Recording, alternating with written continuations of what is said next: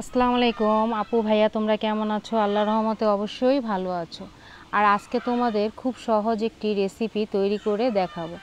School গেটের সামনে মামারা একেবারে মুড়মুড়ে চাল ভাজা ও বাদাম ভাজা কিভাবে তৈরি করে সেই রেসিপিটা তোমাদের সাথে শেয়ার করব। আর এরকম কুরকুরে মুড়মুড়ে চাল ভাজা ও বাদাম ভাজা কিন্তু অনেক দিন রেখে খাওয়া যায়, আর ছোট বড় কিন্তু সবাই পছন্দ করে। তাহলে চলো খুব সহজে কিভাবে কুরকুরে মুড়মুড়ে চাল ভাজা ও বাদাম ভাজা তৈরি করি সেই রেসিপিটা তোমাদের দেখাবো।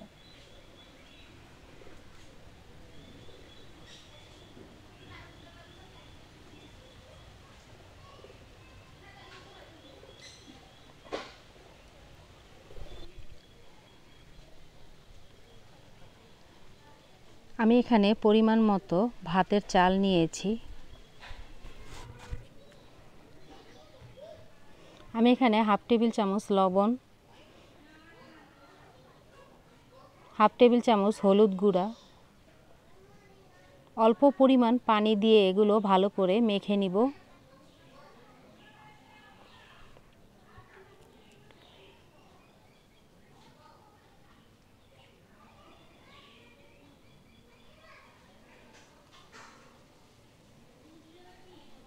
চালগুলো আমার মাখা হয়ে গেছে। আমি একটি কড়াইতে পরিমাণ মতো বালু হাই হিটে ভালো করে গরম করে নিব।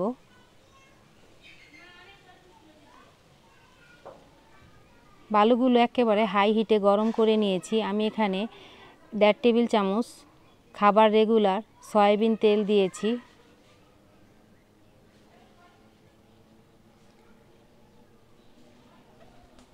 তেলগুলো দিয়ে ভালোভাবে এভাবে বালুতে মিশাতে হবে এবং ঘন ঘন নাড়তে হবে।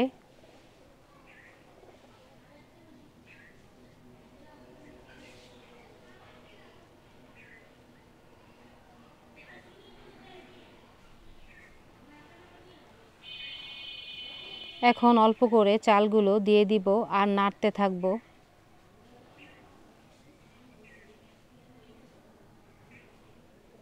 দেখো চালগুলো ফুটতেছে, আর এভাবে ঘন ঘন নাড়তে হবে।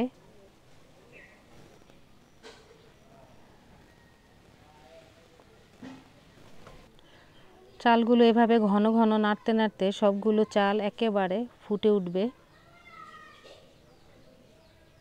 দেখো চালগুলো কিন্তু আমার একেবারে সবগুলো ফুটেছে।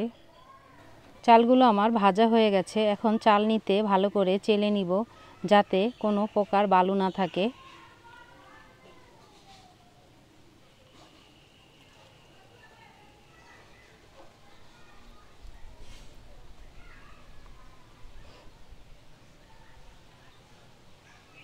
এগুলো এখন একটি আলাদা বাটিতে তুলে নিব। আর সেই গরম করা বালুতেই আবার বাদাম পরিমাণ মতো দিয়ে ভেজে নিব। আর অনবরত নাড়তে হবে, না হলে কিন্তু পুড়ে যাবে।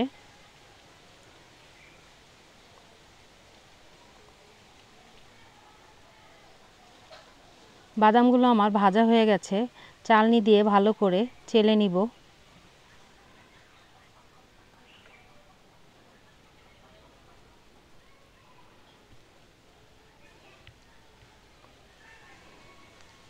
আমি এখানে একটি বাটিতে ভেজে রাখা চাল ভাজা ভেজে রাখা বাদামগুলো একসাথে ভালো করে মিশাবো। আর তৈরি হয়ে গেল কুরকুরে মুড়মুড়ে চাল ভাজা ও বাদাম ভাজা। রেসিপিটি ভালো লাগলে অবশ্যই লাইক শেয়ার কমেন্ট করো। চ্যানেলটি প্লিজ সাবস্ক্রাইব করো। সব সময় ভালো থেকো, সুস্থ থেকো, এই বোনটির পাশে থেকো। আল্লাহ হাফেজ।